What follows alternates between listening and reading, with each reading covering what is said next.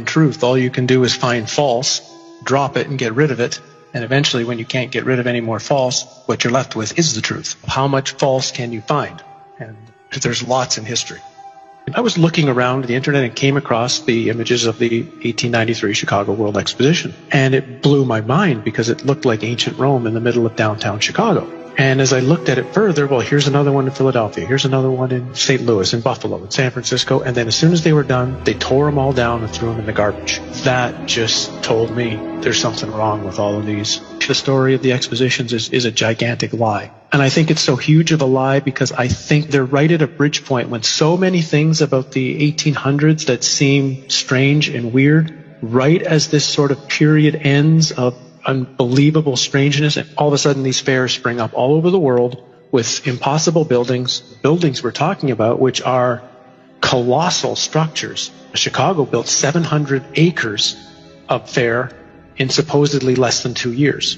St. Louis built 1,200 acres of exposition buildings. One of the buildings in Chicago, the manufacturer's building, would house 300,000 people. There's a giant statue in the middle of the lagoon. It was called the Golden Lady, and it was known as the Statue of the Republic. It was 65 feet tall. They say it was covered in gold leaf that had copper underneath, but others speculate it was actually made out of solid gold. So you're talking 65-foot high, potentially solid gold statue. We're talking giant structures and looking like ancient Rome with towers and domes and columns and the most fine, ornate pieces to them in these record, unbelievable times. Then as soon as they're done, chuck them in the garbage. Like Jackson Park is a swamp.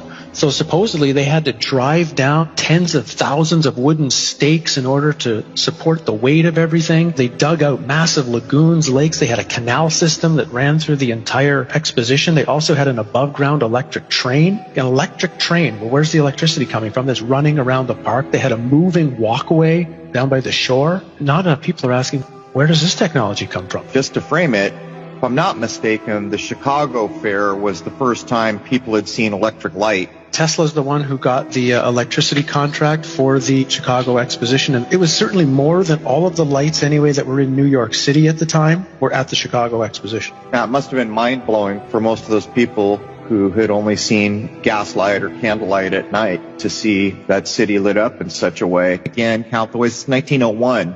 We are told, whether it's true or not, the idea of being able to electrically do anything hasn't been around that long. And this fair is bizarre. This is supposed to be Tesla's fair, where he managed to somehow move electricity from Niagara Falls to Buffalo for the fair. No one's really explained how he actually did that. And at the middle of the fair is a 395-foot-high electrical tower, on top of which, of course, is a female golden statue called the Goddess of Light. And this thing was lit up by, some suggest, 500,000 electric light bulbs. Again, when you look at the photos of this thing, it's just, where do they really get the power from? I mean, think of what it would take today if you had a place with no electricity and no way to pipe it in, the generators that would have to be built. For example, there's a building that went up for the Barcelona Exposition in 1888. It was claimed to be the fastest built building in the world, 5,000 square meters, capacity for 2,000 guests, 600 rooms, 30 apartments, and it was supposed to be built in 53 days. This is supposed to be a time of horse and buggy. The 2-year building times are actually impossible unless the two most likely theories would be either A, they had a technology that they're not supposed to have, and it really was built in that time frame. Even if they built them, they had to build them out of marble and stone in record time, or the buildings were already there. They'd been there for hundreds or thousands of years, fixed up, refurbished, repainted, hence the term whitewashed, which is the term that was used for the Chicago Exposition, which was paint all the buildings with this brand new spray paint that they had just developed to spray paint all the buildings in record time. So you couldn't tell if anything was old or anything was new. How long did these things tend to stay open? When they built these things, supposedly over 2 years, which is the narrative, how long were they there for? About 6 months.